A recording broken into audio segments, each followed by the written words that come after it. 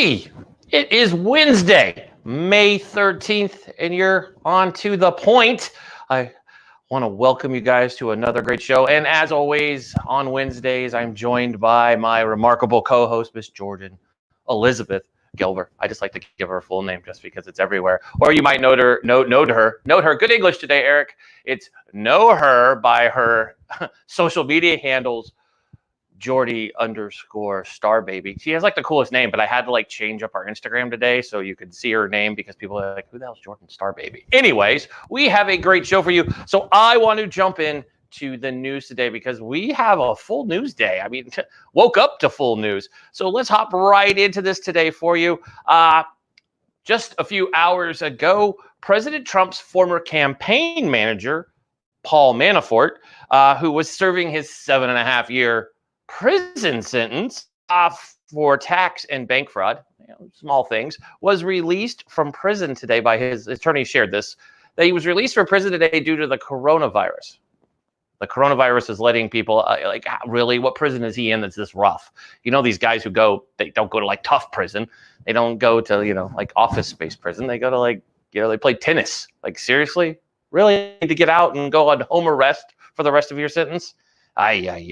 So, by the way, he joins the approximately 2,471 other federal inmates who've been released during the coronavirus because they're just trying to ease crowding because we don't want people who broke the law to suffer. It's a nice world, isn't it? We don't want you to suffer. Break the law, don't suffer. So, also, just go from one ironic thing to another. Accidental poisonings of Americans mistakenly. Okay, wait a minute. Start this over and go with this one the right way.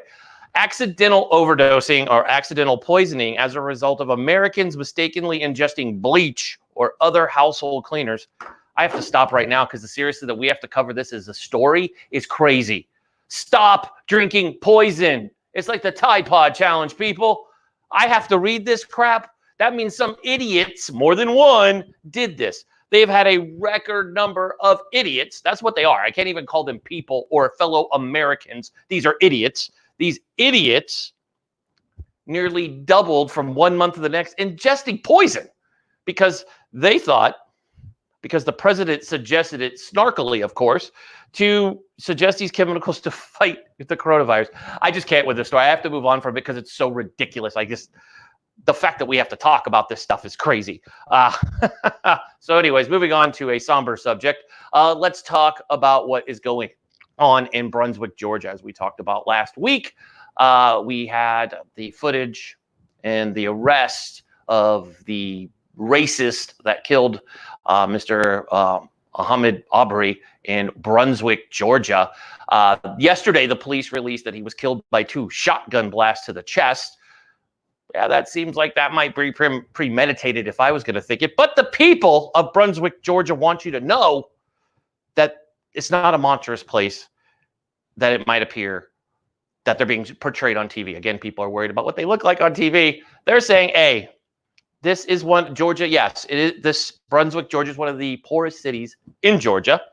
But they have, I love it, where the black working population has struggled to find advancements, and where one black resident says he walks on tiptoes to avoid racist insults. I'm sorry, but whoever released this as a statement from the city of Brunswick might want to check their source here.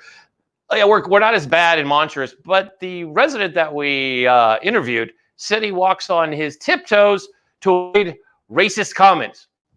I'm sorry, I'm going to go with your city's a racist for 1,000, Alex. Thank you. I think I just won Jeopardy. What is Brunswick, Georgia? Okay, moving on. When Michael Flynn, right? He was his charges were thrown out last week, and a bunch of different things that are going on. But when Michael Flynn was forced from the White House, Vice President Mike Pence said he was disappointed that the National Security Advisor had misled him about his talks with the Russian ambassador. Follow that up with President Donald Trump called the deception unacceptable. Well, They do say that time makes the heart grow fonder. So 3 years later, now Pence says he'd welcome Flynn back to the administration. He called him a patriot, and President Trump pronounces him as exonerated. What a difference 3 years makes, right, ladies and gentlemen? The Justice Department moved to dismiss his case against Flynn last week because of in the eyes of Trump and his allies, he's now a victim of law enforcement. I mean, it's like we can't even get the straight scoop on anybody. Now this guy was bad. Now he's good. I don't know who's good, who's bad. I guess I'm bad today, good tomorrow. It's crazy. You get no respect around here.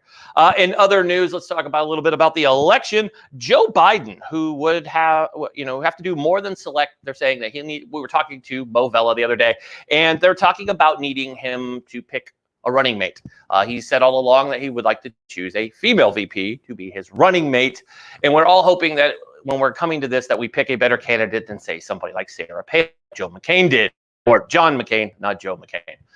So it's very interesting. The Latin community is very concerned on who he's going to pick because they feel Joe Biden is out of touch. Next Friday, we will actually have the counter to Mo Villa on our show. We will have the one and only Joy Villa joining us to side of the story, talk about what's going on within the Trump administration. And finally, so many things in the news, but we're going to skip through most of them and save for tomorrow. And finally, two things. All the major league sports, including Major League Soccer, are in discussions to take over Orlando. Disney is probably the only place in the world that can handle it, but both Major League Soccer and the NBA are in serious talks to move their seasons and everything to Orlando and finish up their seasons, or in soccer's case, finish their season. That's a lot of pro sports teams in one state. I'm sure the coronavirus is number one on their hearts, but it's going to be interesting. A lot of these folks have families, so it'll be interesting to see how much information we get out of them. And finally, if you don't know this about me, as a sports fan, one of my favorite basketball players besides the great MJ was the late Kobe Bryant. Kobe Bryant's facility, the Mamba Academy, actually changed their name yesterday just to go back to the academy, just because the Mamba name, they wanted to live on just remembering Kobe and his daughter and his amazing team. So the Mamba Academy is no longer the Mamba Academy, still doing the same thing. Actually, the NBA is giving them this new program to lead out of Los Angeles area that brings these guys who aren't going to college and they're signing within the NBA G League to be brought up through the Mamba Academy, or now the Academy. Kobe was the co-owner during his time with the Lakers and after he's retired, and actually was flying there on the day that his life was tragically taken, and his daughters and those other family members still. Our hearts go out to those families. What a horrible, horrible way to go. But we have a heck of a show for you. I want to bring our co-host on before we jump into the show. Let's bring in our co-host, Jordan.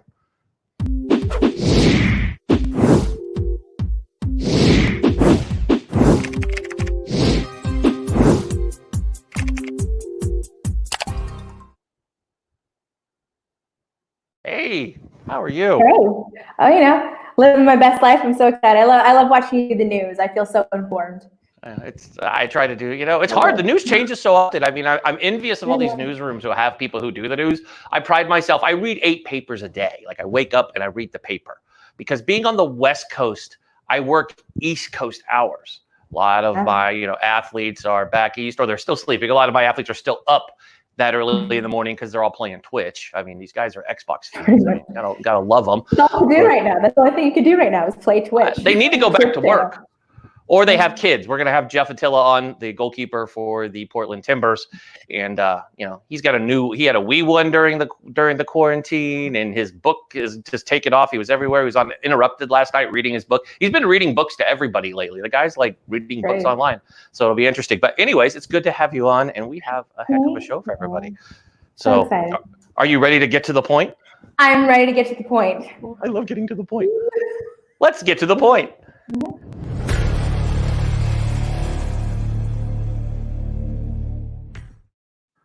Awesome. So our first guest, where did he go? Our first guest disappeared on us. That's not good. I know he's there. Poof! Poof! Poof TV! Da, da, da. We'll get to the point in a second. Ay, ay, ay. Ta-da! Great, he's coming. He'll come. He's here. He's here. We know he's here. We'll bring him. He's there. We just don't see him. But we know he's there. We know he's there. That's the fun of the live TV. How about Oh, now? there he is. Hey. Hey. Hey, how are you? Good. It's like an episode of Friends here. We're like, know. hey, Joey's here. Hey, so our guest is Brian Goodell. Yay, we did that. So, Brian, you have developed, you kind of pivoted during this whole coronavirus thing to you've always made bibs. I went on your website, was amazed at all the amazing things you're doing. But tell us a little bit how you made this pivot in your business to help. You're helping with the N95 mask, and we've all heard that we don't have enough of the mask. But apparently, there's another issue with the mask that the first responders and everybody who have to live in these masks are suffering from, and that's where you come in. So you found a solution to the pain of these guys wearing these things 12 to 18 hours a day. Yeah, bib boards is an event bib fastener. It secures your bib to your shirt when you're doing a run. So picture if you're doing a rock and roll marathon or a Run Disney race, you actually get safety pins, but bib boards is a recyclable, reusable, brandable nylon plastic. And we were supplying thousands of races and events. And right when COVID hit, we basically lost everything. And I had to let our employees go. And interestingly enough, right around April 8th, so let's roughly 34 days ago, we started getting inquiries and from some of our bib boards fans saying, hey, we're using your product for ears as a mask, snap, and hook. And so I went online, social media, and I started looking up the hashtags at sore ears. And it was not just a few people that were suffering from this on the front line. This was something that was serious. People were actually getting raw ears from wearing masks all day long during COVID. And from the New York Nurses Association to elderly care facilities started reaching out to us. So yeah, on April 8th, we made a pivot because of the need. Interesting. It's amazing that you've been able to do that. I mean, and I've seen, so your people sent over something. So Chris, if you could bring up a couple of the awesome images so folks can kind of see what these look like. The cool little images. There we go. See, this is kind of what they look like. And oh, look, they're branded. Look at this. To the point. If I was a doctor, which you would never want me wearing a mask and being your physician. If I walk in the room and I'm your physician, you're done. So just be done. I faint when I see blood. Okay, I'm not your guy. Even when one of my children gets sick, I leave the room. Okay, so aren't these pretty? I mean, if you're a doctor and you want these, nurse, anybody I know, first responders, I say we order a couple of these and put them on. John, my buddy over at Laughter Saves Lives, will have to get them to. We'll order some of these and throw those on there. We'll take pictures with these. We'll get some of our cops and fire department. Oh, there we go. We'll do that, and we'll have first responders wear them.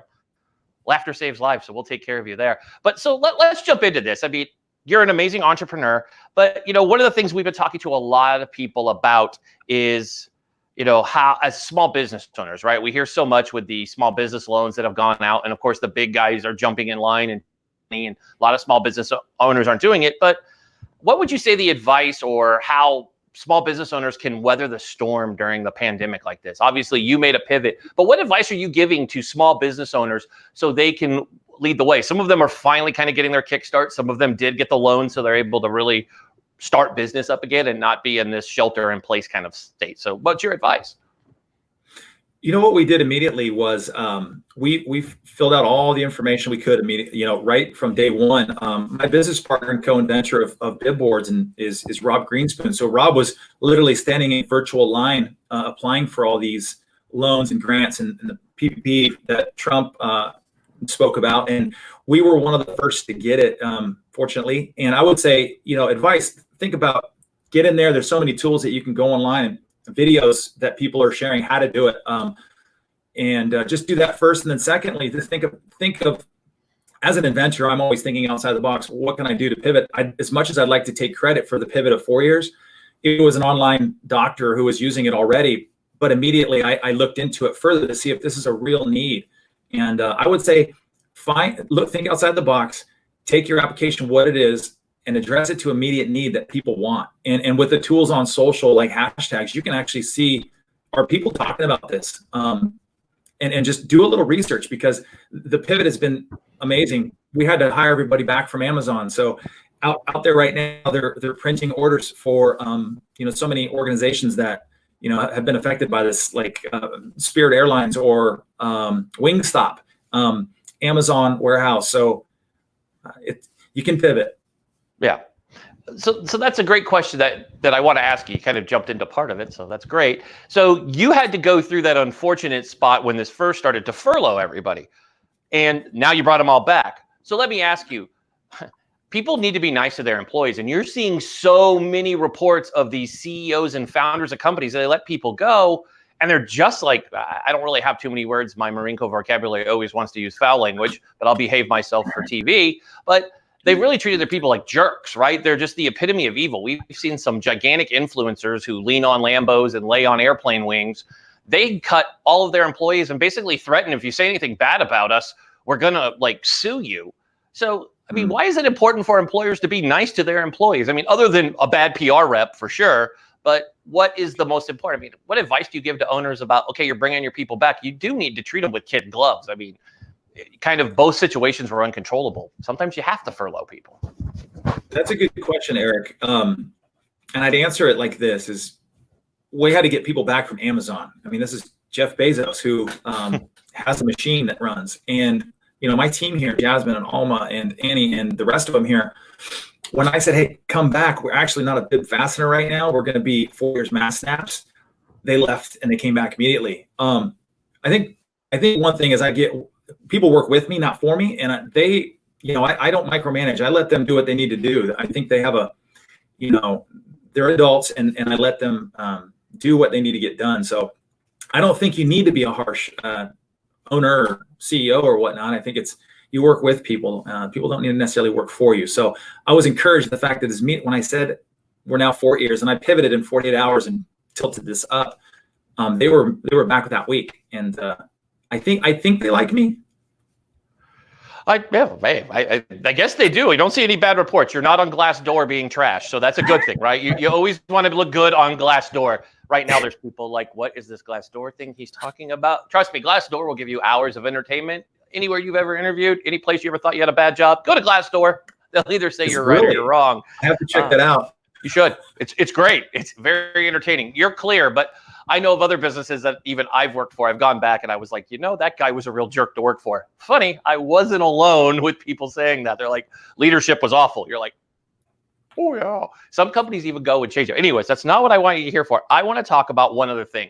And you talk about this 48-hour pivot. So this is perfect to lead into the last question for you for today. Sure. How did you go? Obviously, you used something that we're going to talk about later on the show to reinvent your product. You put it out on something that we stress all the time to use. And you went to social media. What was your approach to saying, we're going to go to social? Like, how fast in your 48-hour pivot was it like, we need to attack social? That's where we need to share what we're doing. Oh, it's immediate. We like to think of ourselves here as social media experts, marketing experts. And we have an advisor on our team that I respect. We are fortunate to have him, a former doctor. His name is Ed Zuckerberg. And Ed is a former dentist.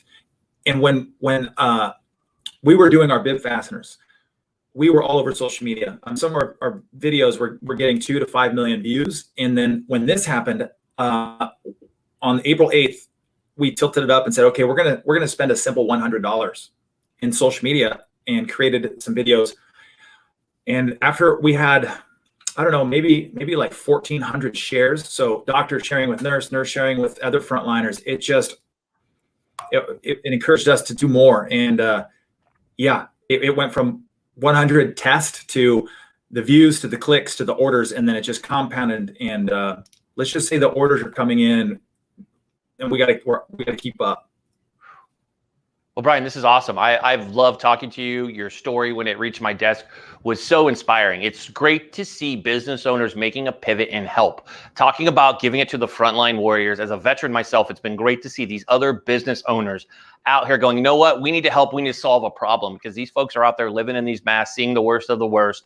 So you've truly been a savior. I know I actually talked to a couple of my doctor friends who have heard of your product. They're on the West Coast. They work up in Northern California, and they heard about it. And I know a couple of them want to order online because they're like, dude, you have no idea. And my buddy was a wrestler, and he's a doctor now, but he's like, he says the ear problem. I might know him. Who is he? Don Noel? Sounds familiar. I'm in Dr. Northern Noel. I California feel as well. bad. I called him by his first name. He earned his degree. So Dr. Noel. But yeah, so it's been great having you on. So tell folks quick before you go how to find out about you. We've been showing all the things, but tell folks how to reach out to you. We have a lot of first responders that watch our show. So I'm sure if they're like, dude, we need to get a hold of some of these, tell them how to go do that. Thank you for your service, Eric. You can find us at bibboards.com, and it says face mask snap and hooks, and it's on the top in the bar. We have a buy one, donate one where we take those and we donate to the frontliners each week. So you can find us at bibboards.com. And if your friend wants one, Dr. Noel, let me know. Pass me his info. I'll get some out to him. We customize some for him. Okay. I don't know if you can hear me. Apparently I'm stuck, but I guess you can still hear me. So I can hear you. This is fascinating. I'm stuck. At least I'm pointing. I can see myself, and it's interesting. But we'll do that. So thanks for coming on, Brian. We appreciate you, and we'll see you very soon. Have yourself a great remainder of your week. That was great. Awesome. So we're going to bring on the next guest, and Jordan, you're going to interview the beginning of it because I'm stuck. Apparently I'm looking down and pointing, but you can hear me. So I'm going to bring on the next guest, and you guys can take over. But oh yeah, this is awesome. I'm laughing at myself. Okay, It's so so great, though.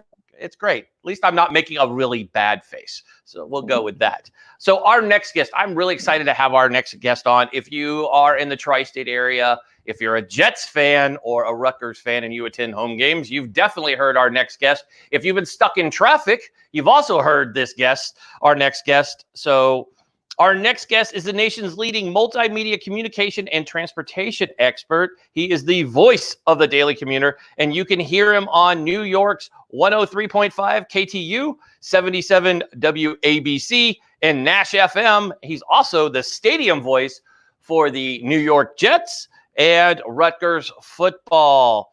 So I bring you a truly broadcast legend, Joe Nolan.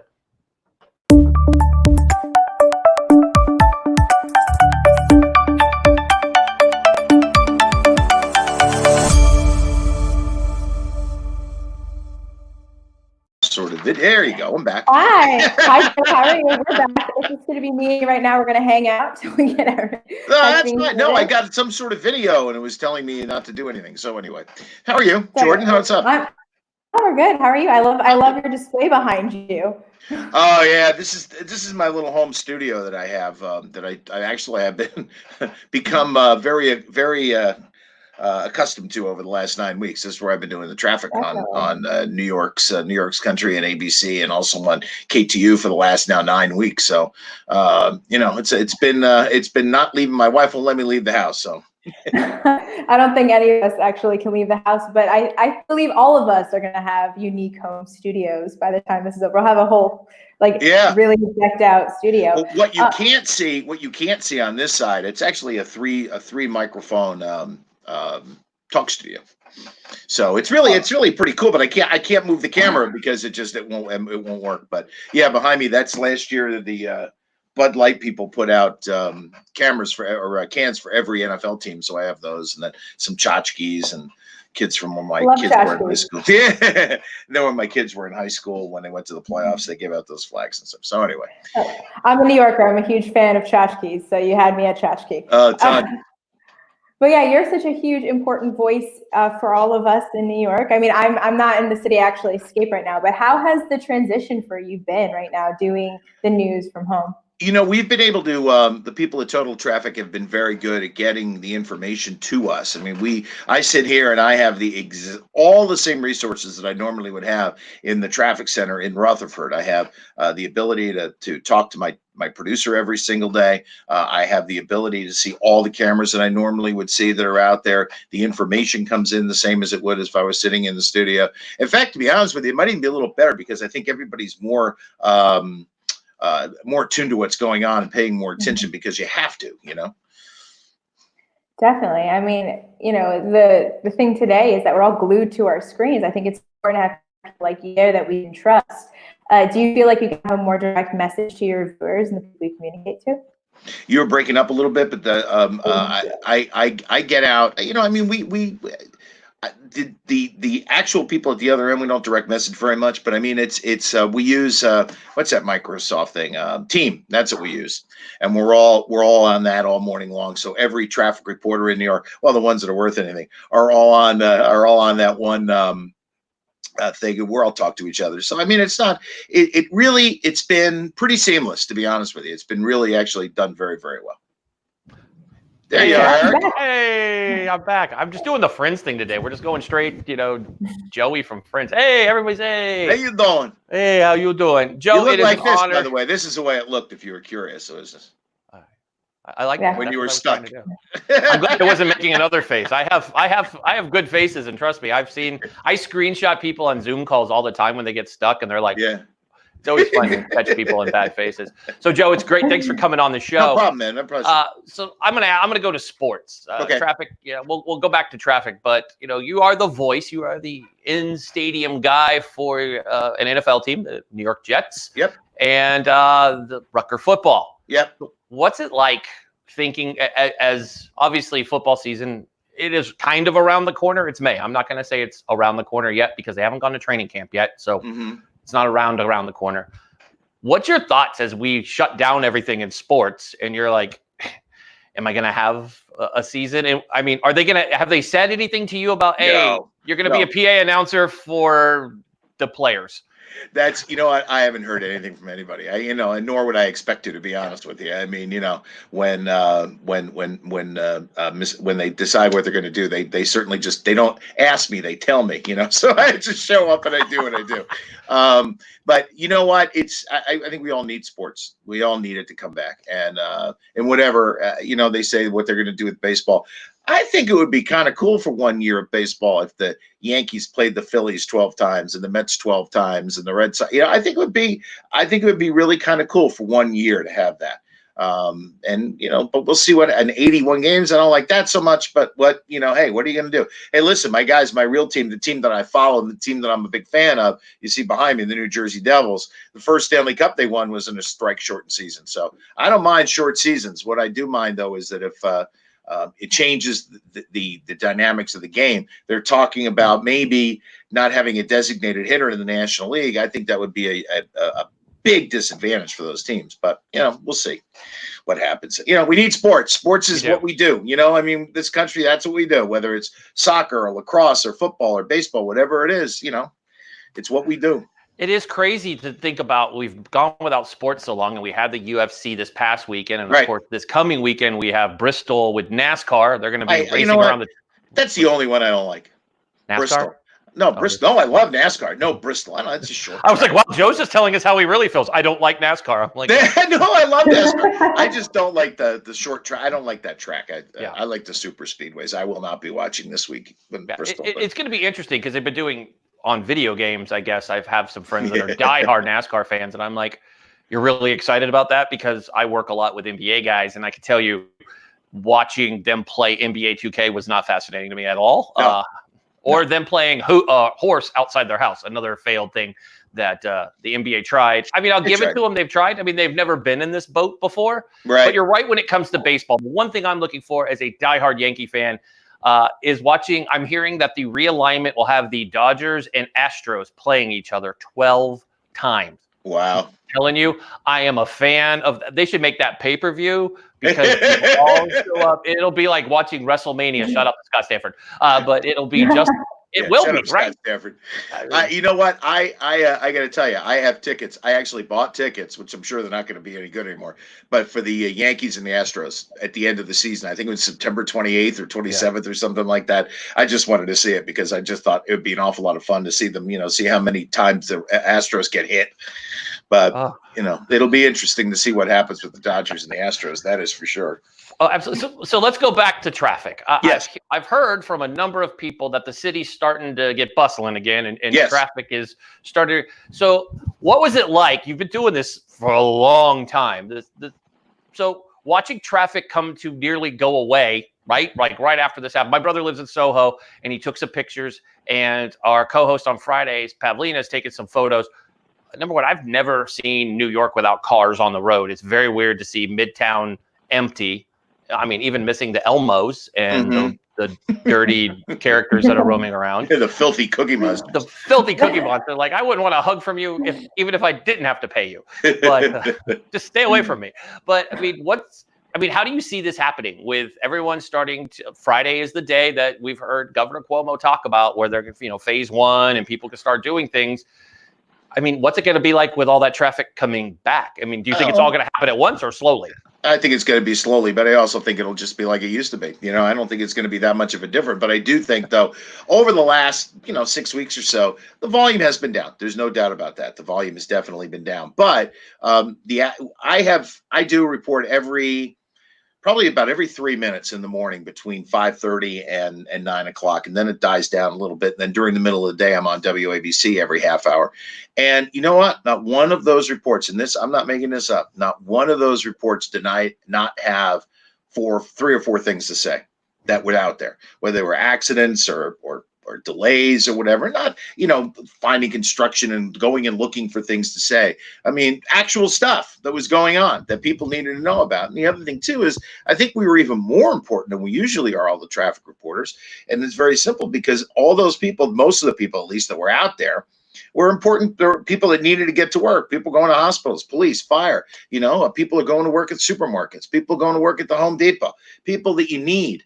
And so it kind of made it a little bit, and it still does. It makes it a little bit more, I don't know what's the word I'm looking for, but it makes it a little more important in my mind what we do. Not that the regular Joe Schmo going to work isn't important, but I just think that these last couple of weeks it's just been elevated just a little bit because who the people are in the cars. They're all essential workers, pretty much. See, that's awesome. I love that you put it that way, because to me, that's the most important people during this last 8 weeks that we need to get from point A to point B is our first responders. I think they're the ones leaning on you, because everybody else I know in New York who's not a first responder and non-essential, they were just staying in their home. Like Joe Scully said when I said my brother's in Soho, he's like, that's not a bad place to be stuck and holed up in is Soho. No, it could be worse. Yes, it certainly could be worse. And by the way, you mentioned Scott Stanford before. Mm-hmm. I don't know if your executive producer mentioned this to you or not, but I worked with Scott Stanford for 5 years. He was my football color guy when we did arena football. Nice. And I have some stories about Scott Stanford. I can't tell you over this. They had to do it in a bar with a beer in our hand. But what we had such a good time. Oh my gosh, he's such a great guy. I love him. I love it. When we get closer to the football season, I want to bring you back and talk about the Jets. I know you guys are kind of like the Raiders of the East Coast, where every year is your year. But just like I remind my Raider fans, turn your Xbox off, and that's when you know the playoffs are over. Stop it. Now, that's not nice. But what I'm saying is, though, this year, I truth, really think. Come on. When Fox puts Joe Namath on, and they're like, they treat him like he's Ben Roethlisberger and won multiple Super Bowls. I'm like, he won one. Like, he won the most important one. He won the most important one. The most important one. Okay. That Super Bowl made the AFL, which now made the NFL, So, but the thing is, though, I honestly think, and I'll be happy to come back. It'd be great. But I really think they're going to win 9, maybe 10 games this year, the Jets. I really believe that. They have the coach, they have the team. I felt that they have that. You know who else? Watch out for Rutgers. Sweet. I don't know very much about Rutgers football, but I'd love to hear from you. I think Rutgers is I think that Coach Shiano has really got himself a little bit of a team there, and I think they're going to be a lot better than a lot of people think they're going to be. And we'll see. Who knows? I can't wait for college football. I actually, between the two, I love the NFL. I do fantasy, but I love college football. There's something about Saturday football that is, you can't beat it. I've been to thousands of football games in my life. And I can tell you, college football by far, the fans. Yeah. I've been to Michigan, watching a Wolverine game crazy with 100,000 people. 100,000 people, crazy. Your brain is like, okay, there's a lot of people here, and it's really loud. Exactly. Like I don't even know how they hear things. Even down on the banks, even down at Rutgers, people get there. Alumni get there. Games at noon. They're there at 6 o'clock in the morning, and they're setting up their tailgates, and they're making breakfast, and then they eat again, but then they eat on the way out, and of course they've got a couple of cocktails. It is an entire day. It's what these guys do, Yep. And it's a lot of fun. And Rutgers football, I'm telling you, watch out. I love it. Well, Joe, it's been great having you on the show today. I can't wait to have you back. I didn't mean to pick on your Jets. I just can't resist. I have a lot of friends that are Jet fans and Giant fans, and I try to be. I'm a Niner fan, so we recently decided that we're good again. So it's fun to be able to talk trash on everyone. But hey, listen, Sid Rosenberg at the end of almost every one of my reports last week just said Jets suck. So they pick on you. That's not nice. Yeah, I mean, I'd be like, I'm Joe Nolan in Metro Traffic on 77 WABC, and I'd hear Jets suck. I love it. Well, Joe, thank you for joining us today. Enjoy the rest of your week. We'll have you back on real soon. Thank you, sir. Appreciate it. See you, Jordan. Bye.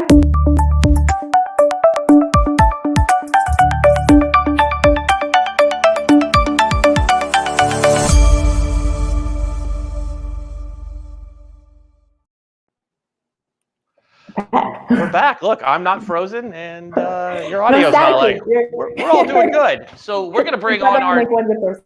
We're gonna bring on our next. Well, he's not a guest. He's our reporter. He's our contributor. He's the first one of his kind. We're gonna bring on my good friend. You've seen him as the host of Vet Pivot. He is the nation's leading advocate for our veterans and active duty. He may not know that, but I just gave him that title because, by the way, it's all over social. So go share the hell out of that for it. And while we're talking about sharing and subscribing, don't forget to subscribe and share to Vet Pivot too. You should do that, but also do it to the point because we really are trying to grow our YouTube and our social. So we'd appreciate it, and we love you as a viewer. So go hit that subscribe button right now. Hit that bell right next to it so you know when we upload the segments from today. So if you missed anything, you can go back and catch it, or you can catch any of our episodes when we go live. We appreciate it. So let's bring our contributor, Mr. Matt Kuchera.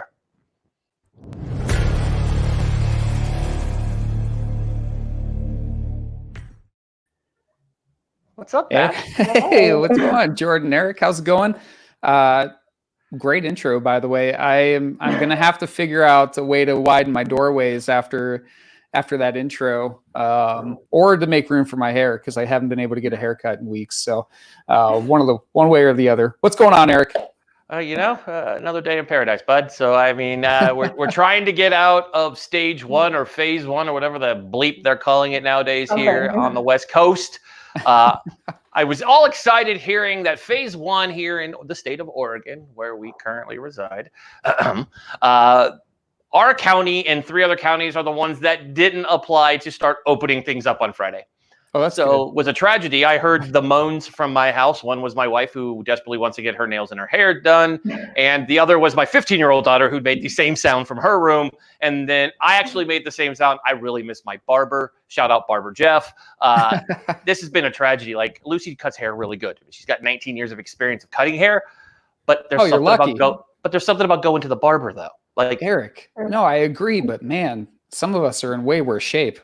I know. I've seen some of the haircuts that have made it. The Flowbee is making the return, and it's scary. My gosh, it's a real struggle out there. And every day I look at the clippers in my bathroom and think, is today the day I just get rid of all of it? I can't. It's got too much invested in the hair, and I'm getting too old to take that risk. Long hair's fine.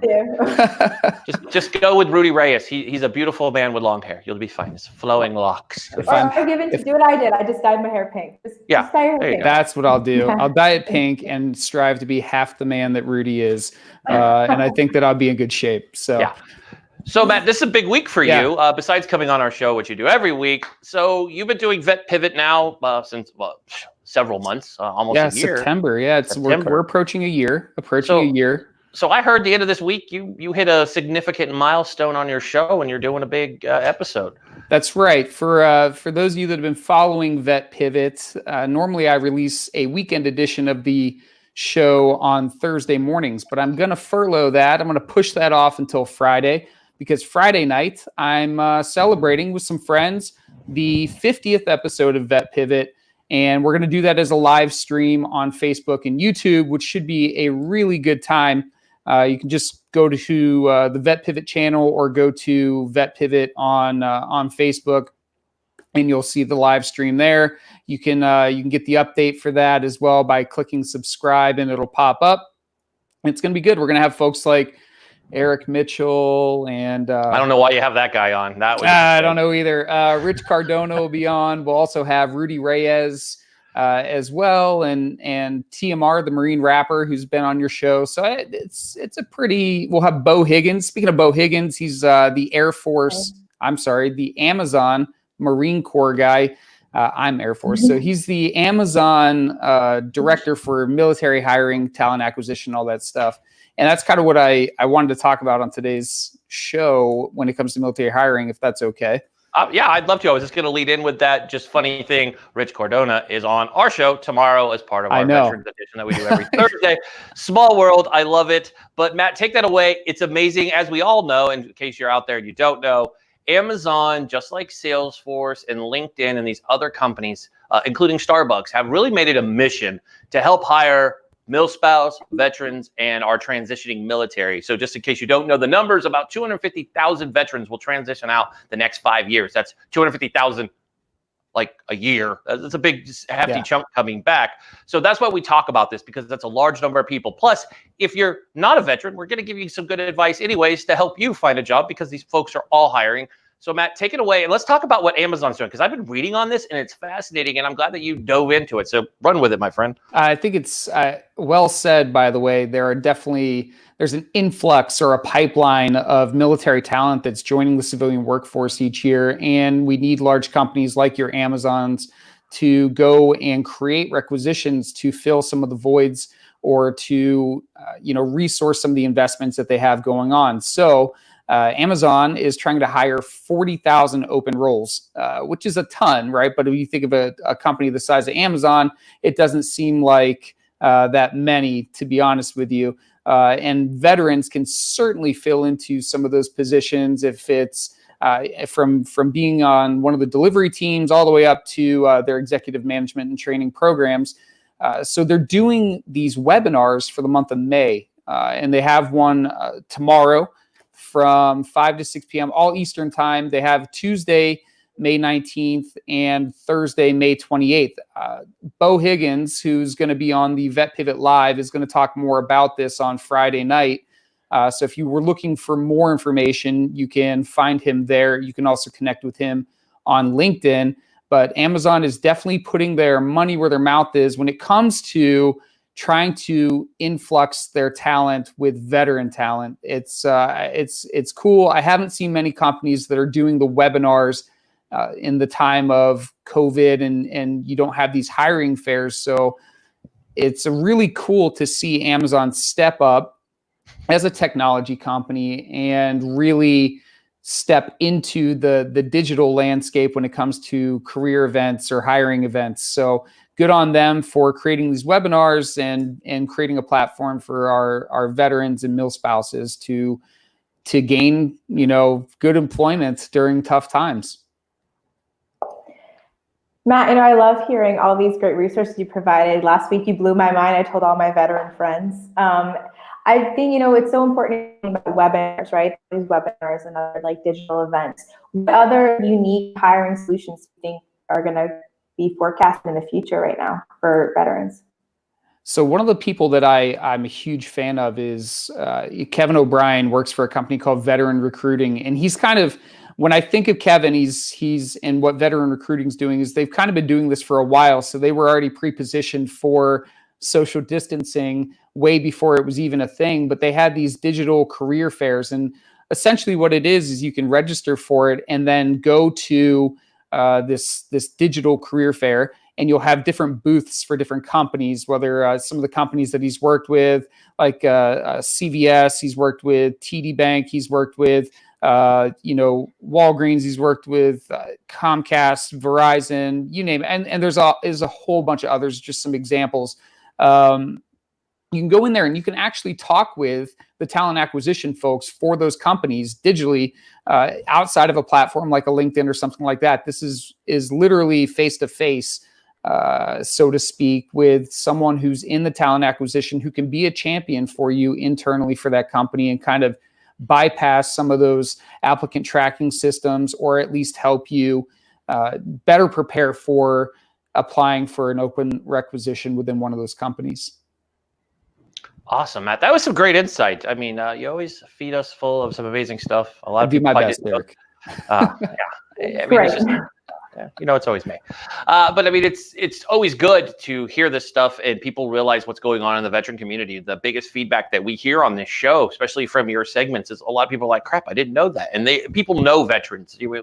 There's not a lot of us out there. There's about 24 million. If you look at that breaks down to what, 3%? Yeah. I mean, it's not a big number, but everybody knows somebody who served. We either have a loved one, dated one of us, which I don't know why you would ever do that, but or you're married to one of us, or you have a family member. And it's good to be able to help this because we still, even before we went into COVID-19, the work loss, we already had a high veteran and milspouse. I mean, the milspouse number is actually higher than the veteran rate, which is crazy. So it's good seeing companies like Amazon and Starbucks take the lead, pick it up. And it's good to see veterans leading the way. So I'm excited for your Friday show, actually, to learn more and be part of it. Bo Higgins is pretty incredible. And funny story, he actually has ties to Rudy, which will be on the show. I mean, I love that your show is like mostly Marine heavy, and then there's you. So that's true. I don't get it. I think maybe the Marines just give me a time of day because I was a military training instructor in the Air Force. Quit using that word, man. No, you were like you were the daddy figure for how long did you boot camp? Like 2 days or something like that? I don't even know how long. Boot camp when I got there was 8 weeks, and then it reduced to 6 weeks, and whatever. It's it is what it is. They're still yelling. It's still stressful. We still yell. We just don't have any movies like Full Metal Jacket that go with it. I get it. Yeah, you're not going to find any of those for an MTI, but I will tell you, we can still be pretty intense. It's really being intense without breaking your military bearing. That's really what it is, because that they want to laugh at the things that you're saying, and that goes across all branches of the military. One thing I wanted to reference real quick, when you have a company like Amazon that's leading the way on hiring veterans, I will tell you, and this was shared with me from a couple different people in the talent acquisition space for military personnel. So if you're a veteran right now and you're listening to this message, it's really important that you understand that soft skills are a good thing to highlight or to talk about in the interview or in a phone call. However, on your resume, it is important to understand these companies are data-driven companies, as are most companies these days. So you need to have some sort of data, some sort of metrics, dollar signs, that shows your leadership impact, and not just say things like, well, I had leadership experience over so-and-so number of people. That's great, but what is the size of the scope of the projects that you're responsible for, and what is the overall impact? What's the return on investment, or what is the what are some of the key performance indicators, KPIs that you had that came out of that position? Really try to think about it from a business standpoint when you're interacting with in some of these digital hiring fairs, when you're interacting with and trying to tell the story about your military career. I love it. Great sound advice. As always, Matt, you come in here and you are our best contributor. We are our only one, so that makes it look easy. Perfect. But you are our best contributor. Remember, folks, Matt Kuchera, go check him out. He is the host. Besides being our contributor, he is the host of a great podcast called Vet Pivot. You can check them out at vetpivot.com, or head to wherever you listen to your podcast. Add it to next to Joe Rogan on mine. So go check it out. Give it a subscribe. Give it a listen. Share it. Tell all your veteran and your mil spouse and military friends about it. Let's make it viral. Matt's a heck of a guy, putting up a lot of time and effort into this amazing podcast. You should check it out too. So Matt, we thank you for coming on today, and we'll see you next week. Thanks. I'll see you Friday, but I'll see you on Friday. Jordan next week. I'll see you next week. Yeah, okay. That's good. Thanks, bud. We'll see you soon. All right. Bye. Bye.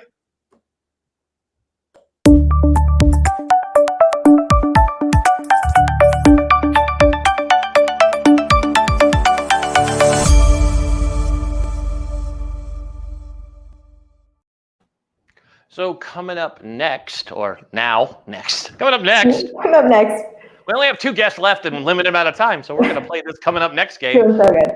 We're just like racing through this. But coming up next, if you have social media questions, we have your answers for you to help your social media during this tough time. I know we started the show and you heard from our first guest, Brian Goodell, how he used social to pivot his brand in 48 hours. So let's bring our next guest out, Teresa. Yes. There we go. Hey. I love how she brought out her awesome shirt for today. I know, I love it. I love the poofy shirt. I know. So Teresa, how are you doing? positive and everything in quarantine, I found that doing my hair and makeup actually like helps a lot, you know, to just feel a little bit more positive around here. That's what I do. I do my hair and makeup every day. Gorgeous, Eric. I do. I actually have makeup on right now. True story. Oh, it's lovely. They can't pan the camera on me, but it's pants. I hear pants are the big thing to wear. I put jeans on for the first time on Mother's Day. It was incredible. I was like, this is what pants. But yesterday I had to go to Costco, and my wife, she's like, really? That's how you're leaving the house? I was leaving like flip flops, pair of basketball shorts, and a Yankee hoodie. She's like, really? I'm like, who am I impressing? I'm married to you. You're here. So then I'm leaving the house. Hoodie, okay. I don't need to look pretty. Go to Costco. Who am I going to impress? It's Senior Citizens Day. A bunch of old people, they don't care. Like, I just don't my grandson making a comeback after this, you know. So Teresa, let's jump into this. So let's talk about it. We talked at the beginning of the show with our first guest, and he really made the pivot of changing his bib company to help for first responders and our medical care staff. And he said the big key for their sales and everything through the roof was pivoting and using social media. So I'm going to ask you, our resident social media expert, and then Jordan's got a couple good questions for you too. Why should brands be jumping onto social? Oh, so many reasons. It's a great question. And I am encouraging every single brand, unless you have like an emergency service that can only be offered if someone breaks a leg and needs you immediately and they have to call 911, you need to be on social media. We've been seeing brands, my friend Chelsea Sloan owns the thrift store Uptown Cheapskate. And it's kind of like a Plato's Closet store where you go and you shop at a thrift store and get recycled clothing. Now, these models of all these businesses that we're seeing have traditionally always been a brick and mortar store, but they've been transitioning onto Shopify and social to be able to promote that.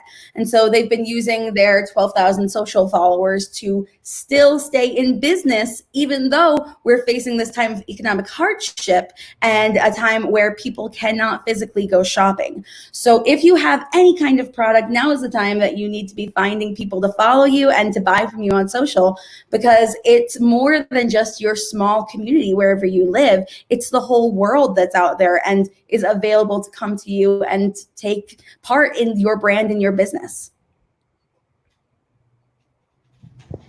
Awesome. Everybody should have a virtual storefront. I highly believe that. I really think it's important how, we see so many things with different brands about, coming online for people who weren't prepared and how social is a leading force. But I want to talk about another point because, it's not just Facebook and Instagram and all these millennial trends people like to say, but we've been seeing a huge influx in YouTube. And I know that right now, that's kind of your bread and butter is the growing YouTube. For people out there who maybe have a struggle with it or think it's just a place for influencers, how have you seen a growth in, growing your business on YouTube? Oh, massively. People really write off how important YouTube is, especially right now. Statistics are showing that people are using social media and YouTube in particular twice more than they were before this whole virus. People are home sitting on the couch and they want to keep up with their favorite brands. They want to keep up with the things that facilitate their lifestyle. So I've been seeing brands take to YouTube because we suddenly have all the time to, if we're not working in our normal situations, and just massive success of growing followings overnight. One of my clients that I work with, a voice coach, who can still do this kind of thing that she does Zoom lessons now, started a YouTube channel and within a month got to 13,000 followers, or subscribers is what we call them on YouTube. Seeing people transition over because they want to be entertained as well as served by your brand. And it's another way that we can serve our clients is by creating entertaining brands and brands that people can start to see their lifestyle in through, both the products that you offer and the messaging behind it. And YouTube is a really huge factor in that. So let's say that I don't necessarily want to vlog my everyday life or I'm not a coach. What are some other great things and important kind of lessons you can share about starting on YouTube? Starting a YouTube, I think, is important for every single person. I love when anyone decides that they want to start a YouTube, because I think that whether you're sharing your life or sharing your expertise, that there are so many things that you can contribute to the conversation online. I think that Monica Lewinsky is actually the best example of this. She doesn't have a YouTube, she has a Twitter. And she decided that even though the internet ruined her life when she was a young person in the White House, that she was going to take part in the conversation. And her voice has made such a unique difference in the digital landscape.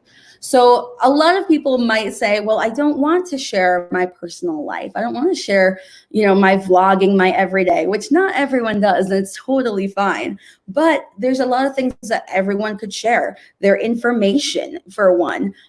Something I work with a lot of voice coaches, and I work with a lot of hairdressers, teaching them YouTube skills to be able to attract an audience of people who are interested in their messaging and who have a love of beauty, like I know I do, and who can also funnel through coming from the idea of here's some education and entertainment that they provided to then turning into clients of theirs in the future.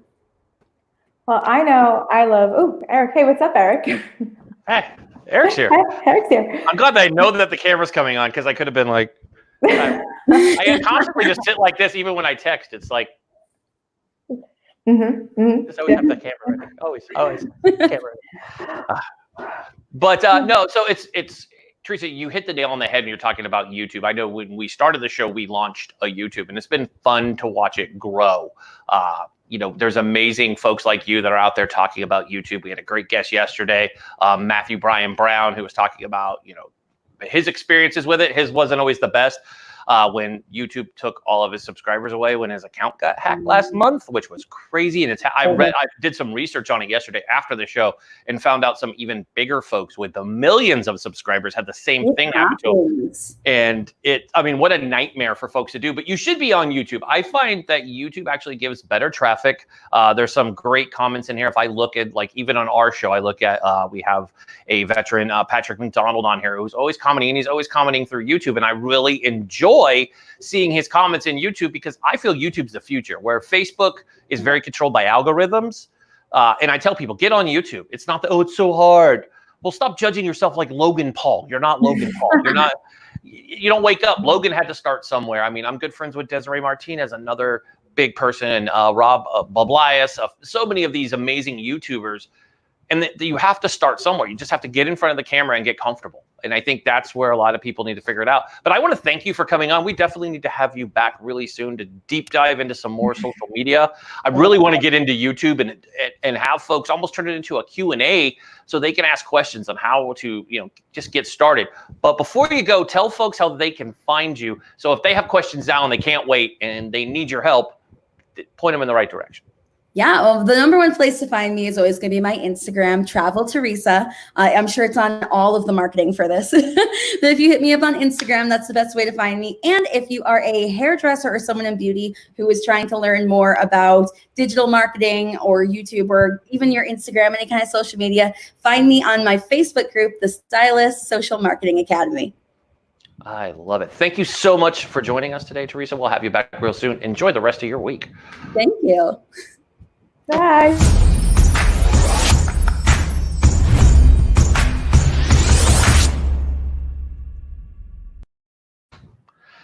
And now for our final guest. He has he actually has multiple roles besides being a father of 2 children. He gained one during the COVID-19. His wife, they had greeted a new child. His books have caught fire. You can see him all over social reading these books to everybody.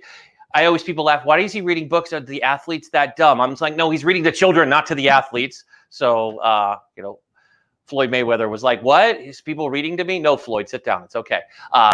Somewhere right now, somebody's really pissed off. I just made a joke about Mayweather, but I couldn't resist. It's too easy. Our next guest also, besides writing books, his day job, he's kind of not been able to work the last 8 weeks. Normally, he's the goalkeeper for the Major League Soccer team, the Portland Timbers. Let's welcome to the show, Mr. Jeff Untitled. Great. There. Hello, Jeff. How are you? I'm good. How are you guys doing?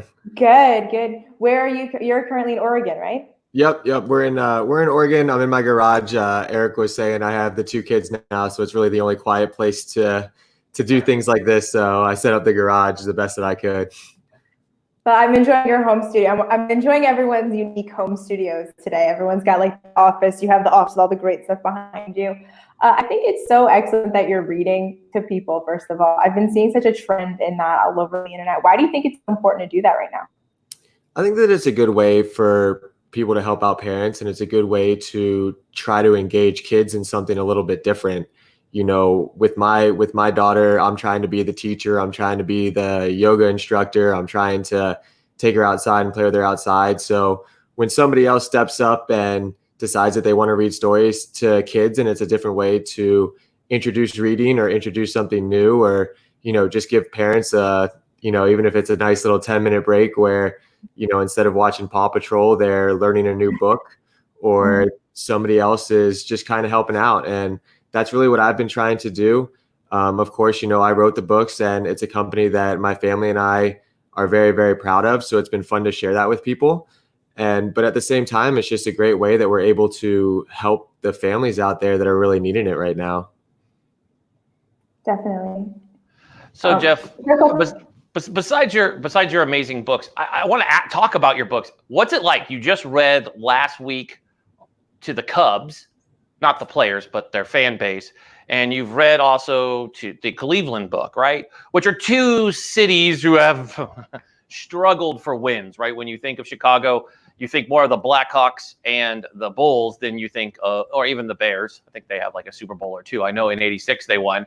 But when you think of the Cubs, they're kind of the hard knock kids. But it's cool to see you reading it. What's that like? Like to see your book, and now during this time, you've actually turned it into something really positive and getting to really get your book out there. And you're like a viral sensation everywhere.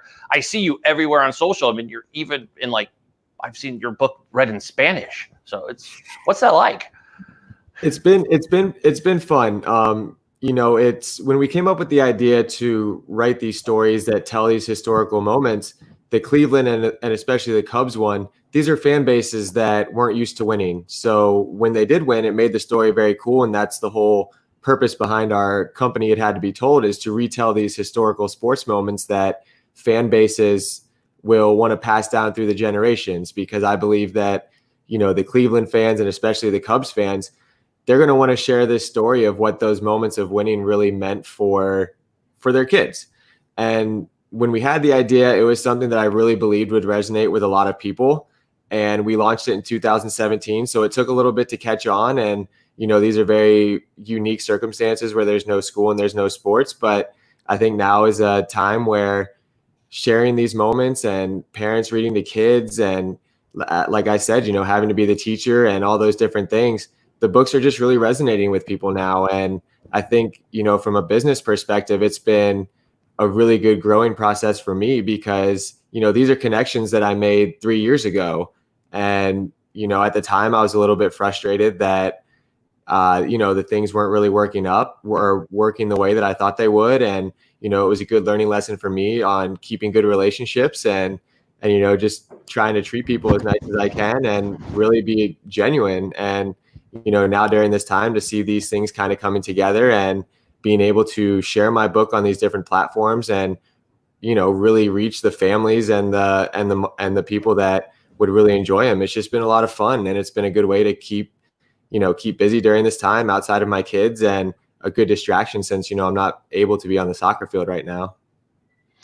And that's funny you bring up the soccer field. So just last week, social media ratted you guys all out. It looked like you guys finally got to return, just like our mighty Portland Trailblazers, finally got to return to the practice facility. And we've heard from Zach Collins and CJ McCollum talking about how weird it was returning, because when you left, you didn't have any of the restrictions that they have now. What was it like returning? Because obviously you could see your teammates online and you guys were doing like video stuff, but you guys are like all these athletes, and I relate as a military guy, it's a lot of teamwork, right? They're like brothers. You guys spend so much time together.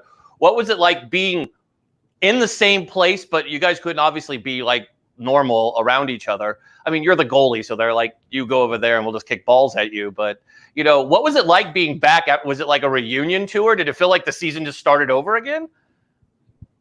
It was unique. It was definitely unique. To see people out there and to not be working out in a garage by myself anymore was definitely a motivating thing to be happening in terms of getting back to being on the field and, being one step closer to returning to play. But it's unique. You're normally welcomed into the facility and everything, you're giving hugs, you're giving high fives, you're doing all those things that teammates and friends do. But now instead it's a process where you're making sure everybody's healthy, you're washing your hands a ton, you're sanitizing, and you're keeping your distance. So it's definitely been very unique. It has been a little bit weird, but at the same time, it's a step in the right direction from what I was doing 2 weeks ago. And, I'm a pretty vocal guy out there. So I have no problem kind of yelling at my friends and trying to hold conversations from a safe, socially distant quarantine box on the field. So it has been good. It has been motivating to get back out on the field and have that little bit of normalcy. But of course, I think we're all excited to when we can actually train together more as a team and get a little bit closer to each other on the field so we can start working together. Yeah, that has to be. So I heard, I don't know if it's true. I think you posted it on Twitter. So were you guys really playing Frozen songs as everybody walked in, or was that just like, did that really happen, or was that? That was just me. I had the video on my Instagram live. I got a little too shy to throw it up on Twitter, but I did do it, and it was funny. It got the laughs. I just think that it's so important to try to find things to laugh at and try to bring some humor and just put some smiles on people's faces, even if it's at my own personal expense. So it was fun. It got some laughs. I got some cool messages on Instagram Live, but it was just how I felt. They opened up the gates and I was allowed access in. So the song was very fitting. It was, right? I mean, I laughed when you shared it. I was like, this is the greatest thing I've seen, because it's true. I mean, you guys going back, it's kind of like watching the Blazers as they were turned back, right? Some of those guys were just having a lot of fun with, I think CJ McCollum put it best. He's like, he runs with,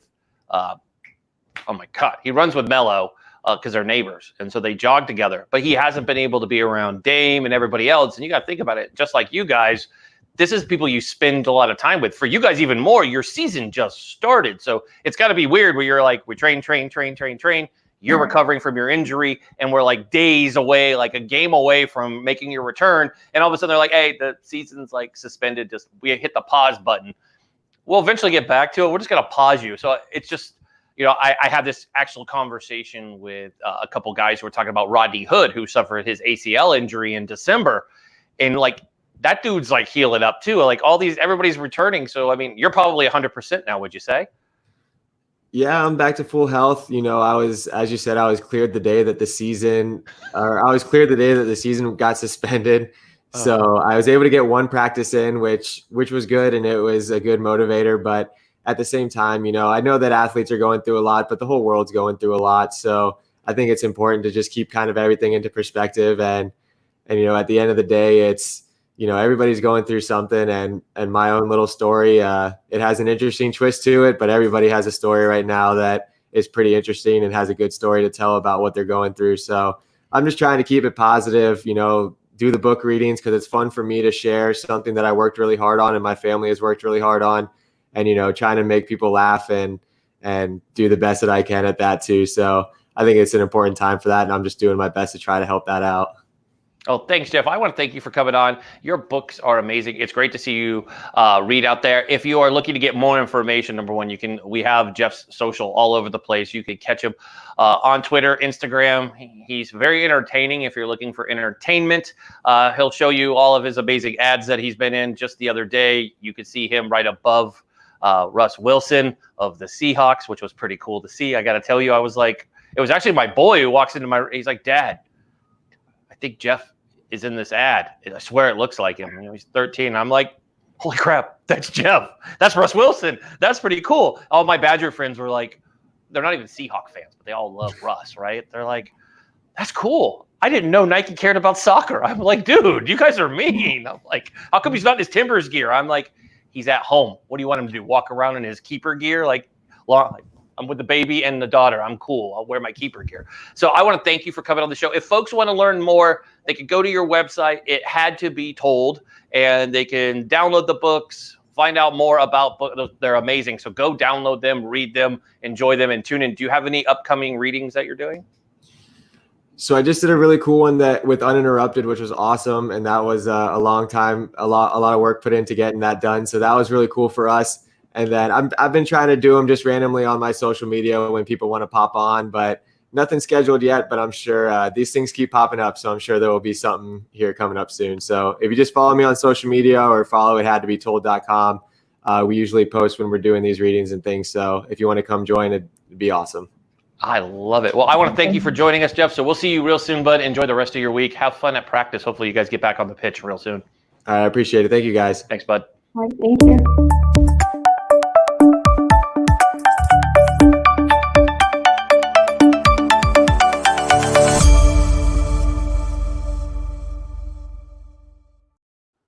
Well, we did it, Jordan. Another amazing co-hosted episode with no technical difficulties at all. We didn't have any.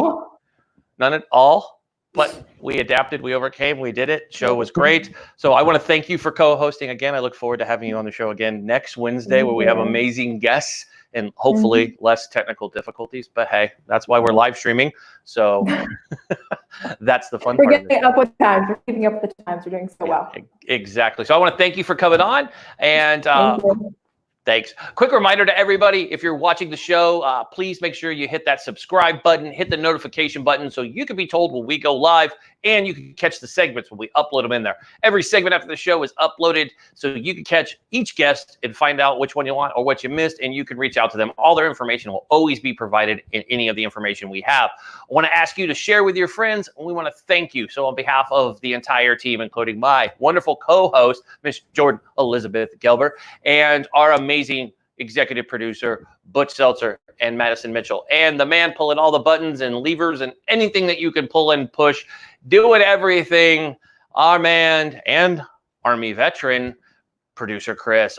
We all want to thank you so much for everything, for tuning in and supporting us and your messages. We want to thank you. Shout out to everybody who gave messages today. I see you there, Patrick. You're right about talking about the Air Force. We all have real Marines, truly love each branch. Absolutely. Our brothers and sisters in arms are awesome. I want to thank our military, those out there serving right now, our active duty. Thank you so much for keeping us safe. So that's our show, folks. I'm Eric Mitchell.